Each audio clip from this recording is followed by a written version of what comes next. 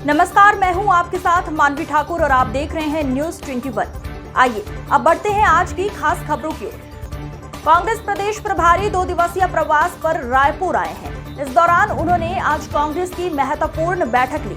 उन्होंने कहा कई विषयों पर चर्चा हुई। दक्षिण चुनाव को लेकर रणनीति बनाई। वार्ड से लेकर प्रदेश लेवल तक काम कैसे करना है। उन्होंने कहा 9 साल की भाजपा की सरकार को हो गए हैं, लेकिन देश भर में बीजेपी का क्रम लगातार गिरता जा रहा है। कहा कि कांग्रेस का नेतृत्व एकजुट है। सभी मेंबर्स का कहना है कि हम चुनाव जीतेंगे। साथ ही राहुल गांधी पर आरोप लगाए जाने को लेकर कहा बेबुनियाद आरोप हैं। नेता प्रतिपक्ष के खिलाफ इस तरह का बयान देना गलत है, निंदा करता हूं। साथ ही आगे की रणनीति पर कहा कि सीधा संवाद कार्यकर्ताओं से किया जाएगा। नौजवानों और सक्रिय लोगों को मौका दिया जाएगा। साथ ही कहा कवर्धा में हिंसक माहौल है, मुझे इस बात का दुख है। गृह मंत्री के क्षेत्र में ऐसी घटनाएं हो रही हैं। सरकार अपराध रोकने में नाकाम रही है।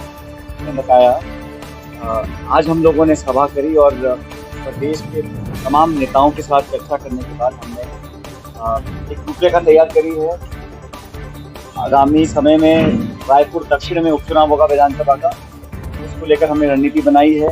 और एक कुछ समय के बाद यहाँ पर जो लोकल बॉडी के चुनाव होंगे उसको भी सब लोगों के इन्वॉल्वमेंट के साथ हम लोग कैसे करेंगे। वार्ड से लेकर प्रदेश लेवल तक हम पार्टी के नेताओं कार्यकर्ताओं की भूमिका हम लोगों ने तय करी है।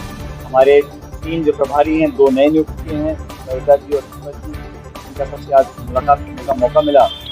और सभी नेताओं ने एक स्वर से इस बात को रेखांकित किया है कि 9 साल की भाजपा की सरकार छत्तीसगढ़ की पूरी तरह फेल हो चुकी है। जनता का विश्वास बहुत जल्द वो खो बैठे हैं। लेकिन आज लोग उम्मीद से देखते हैं तो कांग्रेस पार्टी को देखते हैं। भारतवर्ष में, देश भर में भाजपा का ग्राफ लगातार गिरता चला जा रहा है। और इस उपचुनाव के माध्यम से हम लोग कांग्रेस कार्यकर्ता लोग पूरे देश को संदेश देंगे कि 2028 के चुनाव में दोबारा भारी बहुमत के साथ लोग वापसी करेंगे। और सभी संपूर्ण छत्तीसगढ़ कांग्रेस का नेतृत्व एकजुट है। खड़गे जी, राहुल जी के निर्देश के अनुसार हम लोग यहाँ पर काम कर रहे हैं।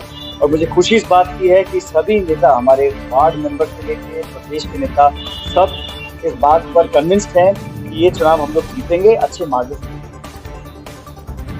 बड़े दुख की बात है कि राहुल गांधी जी को लगातार जो लोग टारगेट कर रहे हैं वो उस प्रकार की भाषा का उपयोग कर रहे हैं जो एक सभ्य समाज को शोभा नहीं देता। पहले केंद्र सरकार के एक मंत्री ने राहुल गांधी जी पर बेबुनियाद आरोप लगाए, बड़ी हल्की भाषा का प्रयोग किया। आज एक शिवसेना के विधायक हैं महाराष्ट्र में, उन्होंने बहुत ज़्यादा निम्न स्तर की भाषा का प्रयोग किया। और मुझे लगता है कि न सिर्फ उनकी पार्टी को, लेकिन कानूनी कार्रवाई भी करनी चाहिए। और जो देश का नेतृत्व करते हैं उनको सफाई देनी चाहिए कि नेता प्रतिपक्ष के खिलाफ इस प्रकार की शब्द का प्रयोग करना, शब्दावली का प्रयोग करना, बयान देना, धमकी देना और हिंसक बातों को बोलकर देश की राजनीति का जो माहौल बिगाड़ने का काम सत्ता पक्ष कर रही है, या महाराष्ट्र की हो चाहे भारत सरकार की बात करें, मैं इसकी निंदा करता हूं। और कांग्रेस पार्टी महात्मा गांधी जी की पार्टी है। हमने हमेशा शालीनता, प्रेम, सद्भावना और अहिंसा की बात की है। लेकिन अभी जो देश का माहौल है वो भाजपा के खिलाफ हो गया। इस बात को नेता लोग भाग गए हैं। जिन 2 राज्यों में चुनाव हो रहे हैं, हरियाणा और जम्मू कश्मीर, वहाँ पर भी कांग्रेस पार्टी जीत रही है, भाजपा पिछड़ रही है। उस हार के कारण जो बौखलाहट इन नेताओं के जहन में है वो एक अभद्र भाषा के रूप में सामने आ रही है। और वो राहुल गांधी जी को कितना टारगेट कर लें, लेकिन जवाब तो देना पड़ेगा। देश की संसद में जो लगातार विधेयकों को उनको वापस लेना पड़ रहा है, देश की राजनीति में जो एजेंडा सेट कांग्रेस पार्टी और राहुल गांधी जी इंडिया अलायंस कर रही है, उसका जवाब भाजपा के पास है नहीं। इसलिए मुझे बड़ा दुख है कि इस प्रकार की भाषा का उपयोग कर सस्ती लोकप्रियता हासिल करने की कोशिश हमारी सत्ताधारी नेता कर रहे हैं। मैं इसका खंडन करता हूं और उम्मीद करता हूं कि जो इनका शीर्ष नेतृत्व है वो माफी मांगेगा और इन बयानों से अपने आप को दूर करेगा, ताकि गलत संदेश समाज में, देश में ना जाए। अध्यक्ष जी को, नेता प्रतिपक्ष जी, सिंहदेव जी, हमारे सब यहाँ पे हम सब लोगों ने छत्तीसगढ़ कांग्रेस को और मजबूत करने के लिए जो कदम उठाने हैं उस पर विस्तार से चर्चा हम लोगों ने करी है।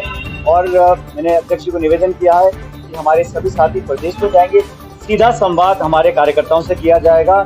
जहाँ पर कमियां हैं उसको पूरा करेंगे, जो रिक्त पद हैं उनको भरेंगे, जो निष्क्रिय लोग हैं की जगह नौजवानों को और सक्रिय लोगों को मौका देने का काम हम लोग करेंगे। छत्तीसगढ़ कांग्रेस पूरी तरह मजबूत है और मुझे इस बात का भी दुख है कि इस अंक में फिलहाल इतना ही। अगले अंक में फिर होगी मुलाकात। तब तक के लिए नमस्कार।